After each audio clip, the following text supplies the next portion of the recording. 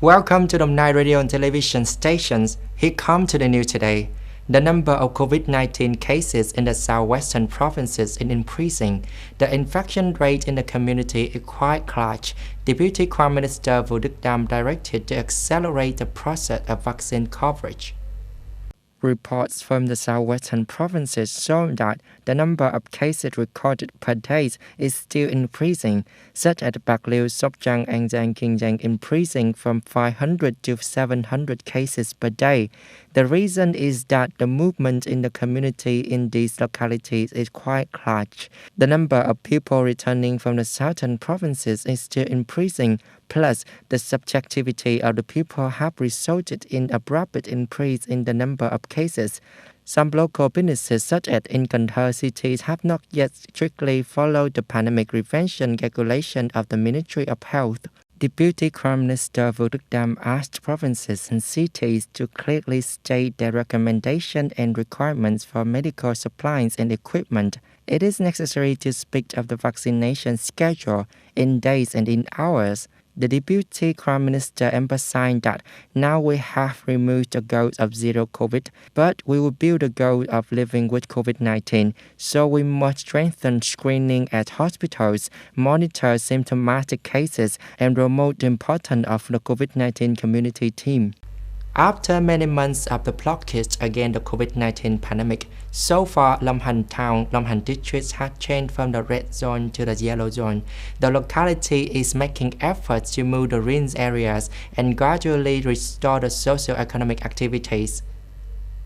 The People's Committee of Long Han Town has administered one dose of COVID-19 vaccine to more than 24,800 people over 18 years old, reaching 100%, thereby creating community immunity to progress towards the restoration of the socio-economic activities. The locality has dismantled on the pandemic control posts and self-management posts to facilitate circulation, and at the same time allow a number of production, businesses, and service establishments to resume operators, but absolutely must ensure 5K measures.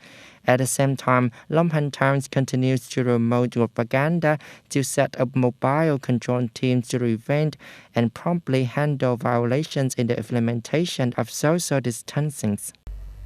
Yesterday, the Vietnam Fatherland Fund Committee of Dong Nai Province, the Provincial Women's Union, and the Tiếng Tam Foundation of Vingroup held a ceremony to give support to the orphans due to the COVID-19 pandemic.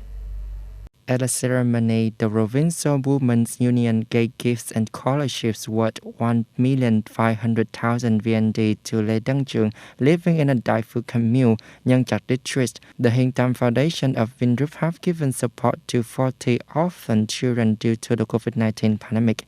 At the second award, the fund continues to support its children with an amount from 700,000 VND to 1 million VND per month. The implementation will start from October 2021 to the end of August 2022. Then, depending on the actual circumstances, the fund will consider to have an appropriate support plan. Speaking at the ceremony, Ms. Lê Thị Thai, chairman of the Provincial Women's Union, thanked Hiến Tam Fund for orphans in Long Nai. At the same time, she hoped that the families will join hands to help children in the learning process.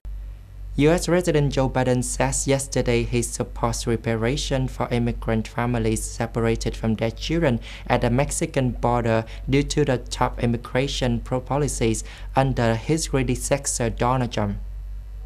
However, President Biden also denied reports from the Wall Street Journal in the late October that U.S. were negotiating compensation for affected families with payment that could be up to $450,000 USD. Under the zero-tolerance immigration policy announced in 2018, the Trump administration announced it was stepping up criminal prosecutions against people who enter the United States illegally. Subsequent reports revealed that many immigrant parents were prosecuted and separated from their children. By the time of the 26th conference of the party, to the United Nations Framework Convention on Climate Change (COP26) were taking place in the Glasgow, United Kingdom. More than 200 parade events were being held all over the world, from Paris, France, to Sydney, Australia, to Nairobi, Kenya, to Mexico, to call on countries to unite and make efforts to protect the earth. Yesterday in Australia, participants marched in Sydney, Melbourne, holding up banners calling for immediate action to combat global warming.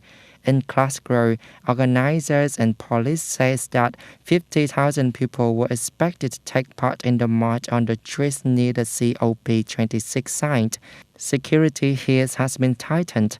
COP26 taking place from October 31st to November 12th is considered an opportunity to unite the world in efforts to fulfill the commitment to limit the global temperature increase to 1.5 degrees Celsius under the Paris Agreement on climate change.